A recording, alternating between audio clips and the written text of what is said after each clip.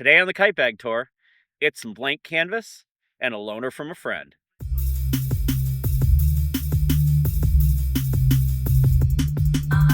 Welcome back, everybody. I am Jesse, and welcome to another edition of the Kite Bag Tour here on Skyrider Limited. Today, I have a kite on loan from a friend, and you've actually already seen that on the channel, but we're going to dive into it today. And then I have a whole bunch of stuff that you guys haven't seen yet that just arrived from my friends at Canvas. And when I tell you I am like bubbling over excited about these, my God, I cannot begin to tell you how excited I am to share these kites. So let's just dive right in and check out all the stuff that's waiting just off camera over there. All right. So this one's kind of cool. So you all probably remember my good friend Evo, who was on the channel last year. He was the first guest Kite Bag Tour. And he's got a great collection, really diverse collection of kites.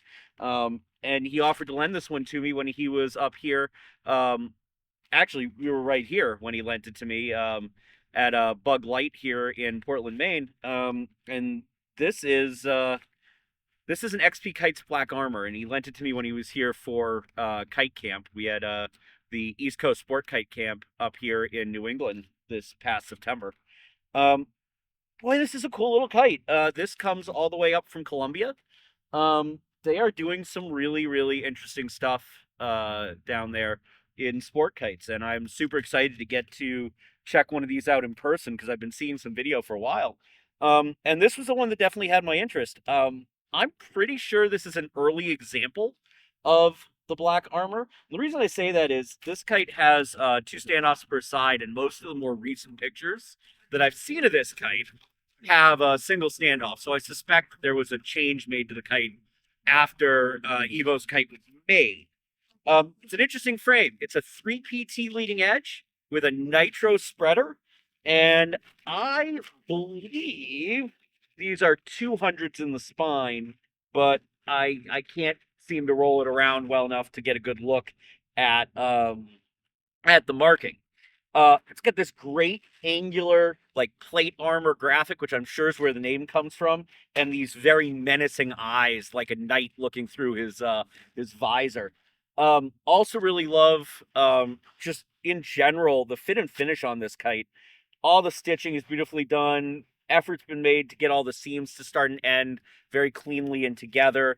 This great scrimmed mylar wear patch down the spine is really nice and very current. You know, anytime a newer manufacturer appears, you know, especially one from a region of the world that isn't known for production of sport kites, I'm always curious to see what the fit and finish is going to be like, because you never know what examples they've had to work from. But man, oh man, I would put this work up there with some of the best people working right now, just in terms of cleanliness and lineup and everything. It's really very impressive how well fit and finished this kite is. The nose is a really nice durable, like, Cordura. I really like that. I also like the loop side Velcro for the wear patch. That's something I've been fond of and seeing more. Yeah, I can't say enough how impressed I am with this little kite. As far as flight characteristic, it reminds me a bit, if this helps frame it, of like a smaller, slightly less predictable Nirvana. In fact, that's probably the closest example I can draw, is the Nirvana just shrunk and a little wilder. And I suspect that comes from the much bouncier leading edge with the 3PTs. If you have a chance to fly an XP kites, do it. I'm very impressed by this thing. And really, my compliments to the folks down in Colombia. This thing is very well done, very impressive, and I'm really looking forward to flying some more of their examples. I mean, there's another example of how well put together this kite is.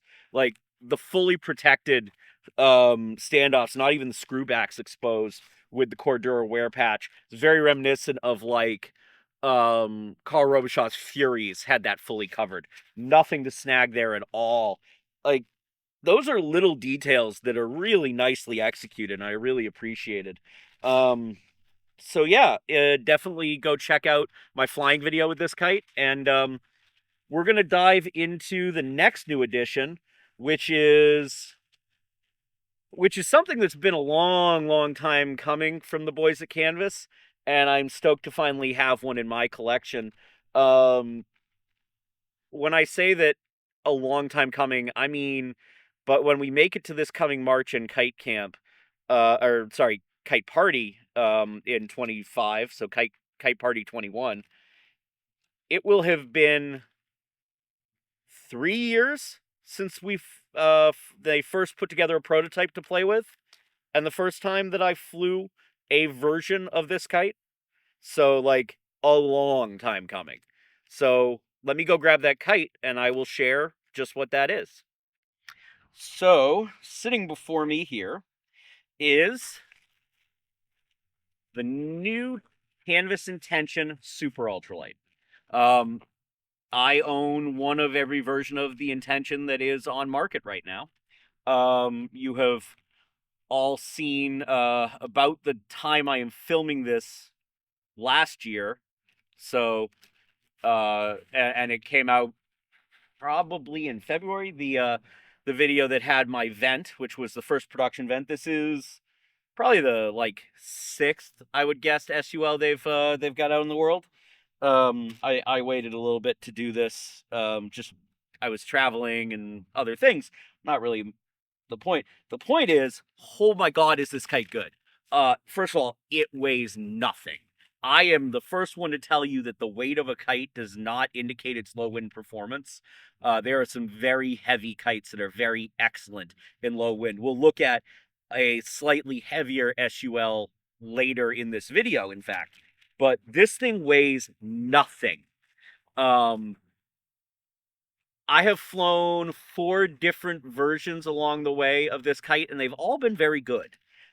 This thing is perfect. So let's talk about what makes it perfect. This kite, over the course of its development, had a 3-point bridle, a turbo bridle, a reverse turbo bridle. It's been Aerostuff Blue. It's been now Goodwin Skinnies, I think, at one point. It's been everything. I mean, everything. Final form has been achieved. We have X-Flow Pro spreaders, single standoff. They are canted slightly in and stoppered. It is on a corded center tee. That gives the kite some great shock absorption and really lets it absorb when the wind bounces up and down a little. But those stiff spreaders really, really keep the wing holding. Then we have the Crystal S3 leading edge and a 2P upper spreader, and a Crystal T1 spine.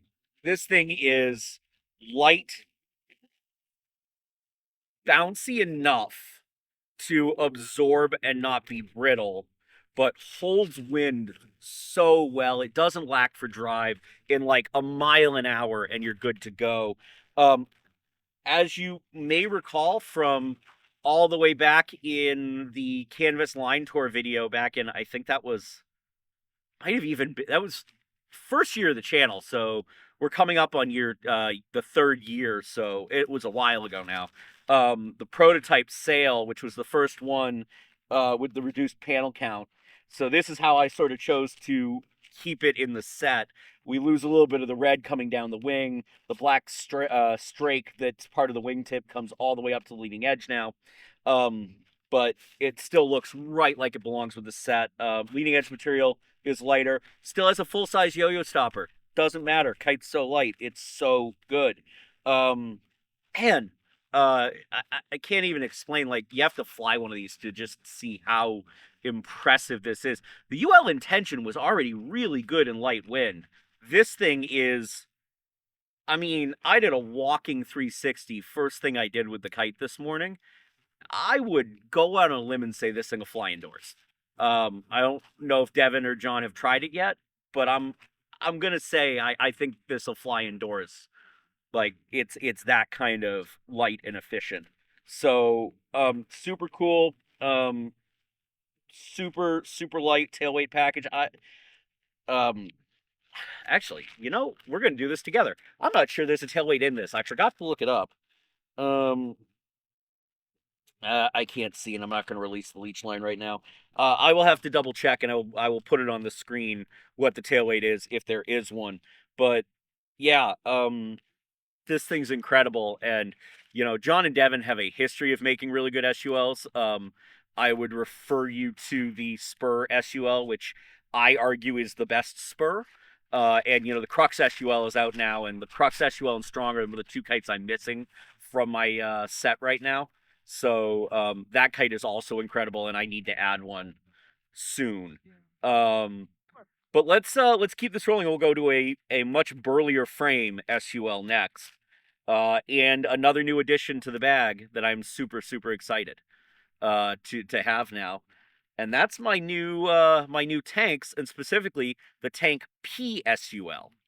So this behemoth is a Tank PSUL, or in some places you may see it referred to as Tankette. I don't think that's the official name anymore, but it was for a while. There's some interesting World War One. I think it's World War One history about tankettes, which were these little like 1 to 2 person crude tanks that were basically rolling coffins, but they were very very light. This thing's fascinating. It is SUL in performance envelope, but framing is UL to almost standard. We've got Crystal Z1 spreaders and S3s in the leading edge. I think it's a 5 mil upper spreader, and the most fascinating detail on this kite has got to be the spine, which is a double conical 5PT spine. So they are both big end 5 PTs and joined at the middle. So it's got a progressive curve rate to both ends in the spine, which is a really, really interesting concept that the guys played with in this. So this is the same sail as Frank. You all remember Frank. We like Frank. Frank's a great guy. Frank is my Frank is the green, purple, and blue kite that came home with me from Kite Party this past year. Um, exact same sail. Like, I could reframe this as a Frank tomorrow, but different frame. And this one uses a turbo bridle. Tank uses a turbo bridle. So this is their turbo offering, where Frank is a reverse turbo. Um, Finished in red. I thought, in addition to the SUL Intention, I thought it was about time I had some new red kites. I hadn't done new red kites since like my Lazarus set, my Mudgeon Lazarus set. So I was due for some new red. Um, and it kind of continues that tradition that started all the way back in my Cavalier Styxes. Um, of the red, black, and whites. Boy, do I love how this red, black, and white worked out on this kite too. The big white eyes in the middle of the sail are really cool. Just graphically awesome, and as always, with the canvas stuff, so beautifully finished. Sail work is immense. John is so precise about putting his frames together, and the bridles are. I mean, Devin ties them with weights, like good luck moving the knots on these, and that's the point. Um, they they stay put. This one also found its way into the air today, and really impressive performance, and only about a mile an hour more than the Intention needed to get going. This thing was right in the air and driving and happy as a clam. It's a great addition because while Frank is light by standards, this thing makes up the gap to the bottom, but also has a different character than Frank with the turbo bridle. Still pretty friendly, but boy, you can, being a turbo, you can kind of beat this thing around a bit more and find some stuff that the reverse turbo. There's trade off. That's why you have a turbo reverse turbo, and like this thing does some stuff differently than Frank. Like the Comet is pretty tight for a 2.5 meter kite, which is really really fun. I actually think I might find my fast Comet finally. So that's exciting. So this one's super cool. And again, much I mean, still a light kite, but much heftier than the SUL Intention. Still flying right down to like 1.5, 2 miles an hour, really, really capably. So super cool. Tank and the PSUL tank here and standard tank are also the custom color option if you want this sail in custom colors. Frank, which comes through kite shops, has 4 standard colorways plus a limited edition kite that's out there. Um, so, you can grab one of those from your local kite shops. This guy is the version that comes from the Canvas Boys, and can be had in custom colors. So very exciting to have this guy here. Let's look at his bigger, badder, angrier brother. You'd be forgiven if you're looking at me like, Jesse, you just showed me this kite, and like, fair. Exactly the same sail. Exactly the same sail. Like, identical colors, identical everything. I do that in my sets a lot. Like, I do. But note the color of the bridle has changed. The standoffs have changed. That's because this is full-fledged tank. This is the original first stepping off of Canvas doing the turbo bridle. The PSUL version came along as sort of a later idea. This one is the one I first flew like a year ago at Kite Party, maybe 2, and oh boy, is this thing cool. They didn't tell me that it was a frame switch the first time I flew it, so I thought it was Frank, and I flew it, and I was like, what did you guys do to Frank? Frank's so angry now. Why did Frank, who harshed Frank's buzz? Uh, oh, no, it's good, though. Like, Angry Frank is fun. So when Frank gets angry, he becomes Tank.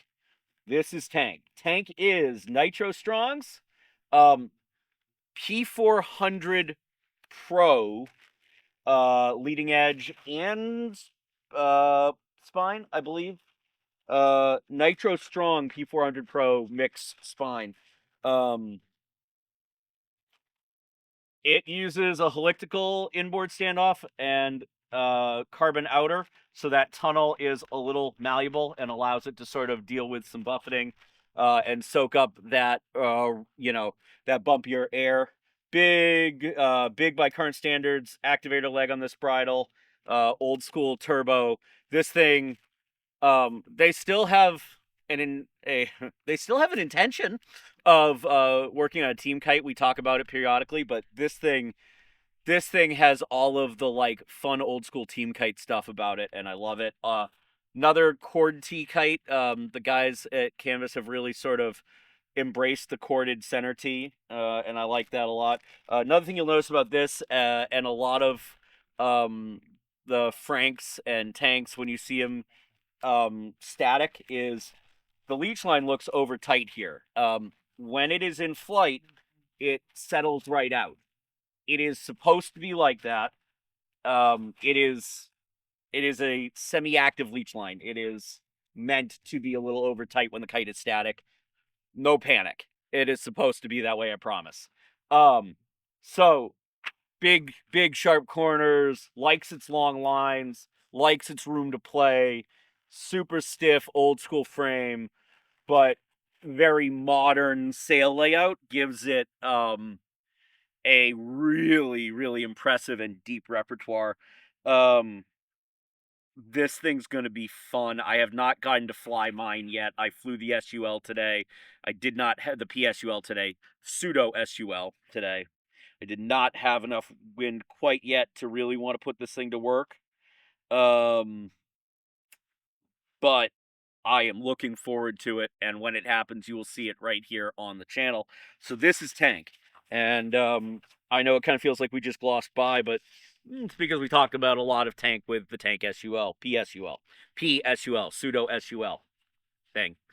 But yeah, Tank is like a strong version of Frank, or the full standard in the family, if you want to look at it that way. But totally different character with that turbo bridle. So it's really cool to see how the same sail can be such a different kite with a frame and bridle swap.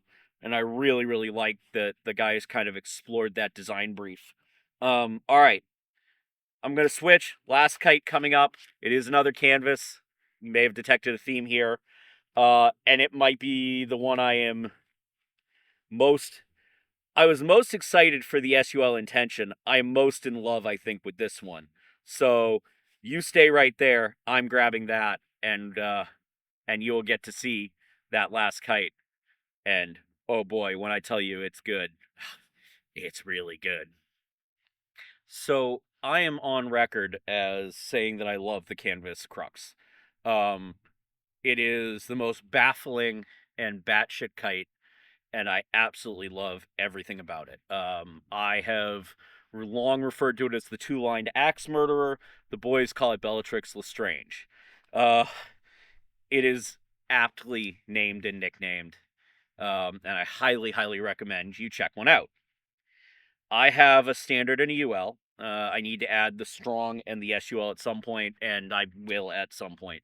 There is a fifth flavor of Crux out there, and it stems from a project and a side conversation that John and I had at one point, which led to him framing a Crux in a stash of old Avia G-Force.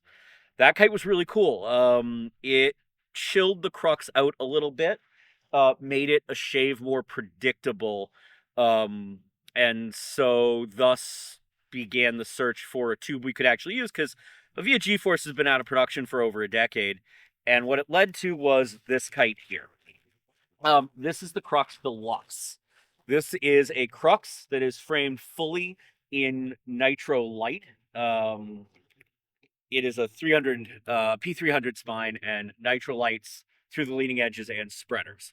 The only other change that this kite has from the standard is a slightly lengthened out haul, which just again helped with the predictability and mellow out on the kite. It is other than that, it is the Crux. It is just a polite Crux, which is a very odd thing. A polite axe murderer. Oh, terribly sorry I have to bury this axe in your back. I feel awful about it. Do you mind awfully if I, stab you in the back with an axe? It's the oddest thing, but it is so enjoyable to fly because it still has that insanity you expect from the Crux. It still has that vague unpredictability, but repeatability that the Crux excels at, just giving you those multiple rotations and the dead spots that make a lot of really interesting and accessible tricks out of inaccessible sequences. Um, but it mellows them out just so slightly in such a way that it makes it approachable in a way that the normal Crux sometimes isn't. Not that the kite isn't approachable, but it's less forgiving than the Deluxe is. And then the specifics of this kite. I had been playing around with the idea of a black and white kite like this. My dad and I had mirrored black and white level 1 high levels back in the day. There's some other instances of people doing mirrored black and white. I think Chris Goff flew a half black, half white Fury 8.5 in competition for a while. But the idea was I wanted something that was going to be really, really visually interesting when it moved and tricked. The mirrored black and white would flash and kind of confuse the orientation a bit, I think. And I'm happy to say that having flown the kite, I think I succeeded. It sure was interesting to watch from my end of the lines, and I shot with it, so you will see video of it soon, and I really hope it translates for you when you watch the video that is coming. Other than that, and a corded center tee, it is a Crux, like all the Cruxes. And I'm really, really glad I added this one, um, as my next one instead of like the stronger the SUL, because I absolutely love this kite. I love the black and white and the way it came out.